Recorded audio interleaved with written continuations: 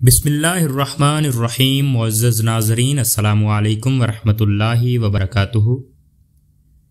مصنف لکھتا ہے ان کے ہاں ایک خوبصورت بیٹا پیدا ہوا، انہوں نے اس کا نام نعمان رکھا۔ وہ ایک دیندار عالم تھے۔ انہوں نے آہستہ آہستہ محسوس کرنا شروع کیا ان کا بیٹا بہت ہونہار ہے، نیک ہے، برے بچوں میں قطعاً نہیں کھیلتا، نہ کسی کو گالی دیتا ہے، نہ جھوٹ بولتا ہے، بلکہ اسے علماء کے پاس بیٹھنے کا شوق ہے۔ جب اس نے قرآن مجید اور دوسرے علوم اپنے شہر کے عالموں سے پڑھ لیے تو دوسرے شہر پڑھنے کے لیے چلا گیا۔ اس نے علم حاصل کرنے کے لیے ہزاروں میل کا سفر کیا، یہاں تک کہ اس کے پاؤں میں چھالے پڑ گئے۔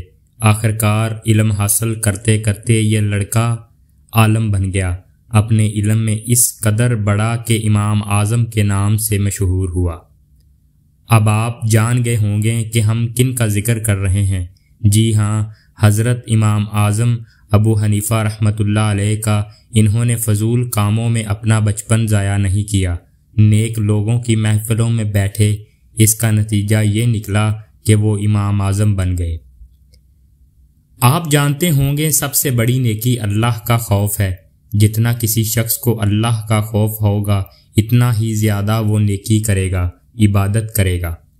امام ابو حنیفہ رحمۃ اللہ علیہ میں بھی اللہ کا خوف بہت زیادہ تھا۔ آپ نے 40 سال تک عشاء کے وضو سے فجر کی نماز ادا کی، یعنی 40 سال تک رات کو سوئے نہیں۔ آپ نے 55 حج کیے۔ یہ سب اسی وجہ سے تھا کہ اللہ تعالیٰ نے آپ کو بچپن ہی سے نیکی کا جذبہ عطا فرمایا تھا۔ آج جو ہم خود کو حنفی کہتے ہیں، انہی کی نسبت سے کہتے ہیں۔ امام ابو حنیفہ فقہ کے امام تھے۔ ان کی فقہ پوری دنیا میں فقہ حنفی کے نام سے مشہور ہوئی، اور ایک دنیا نے ان کی فقہ پر عمل کیا اور کر رہی ہے۔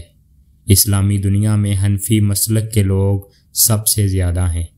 وما علینا الا البلاغ المبین۔ شکریہ۔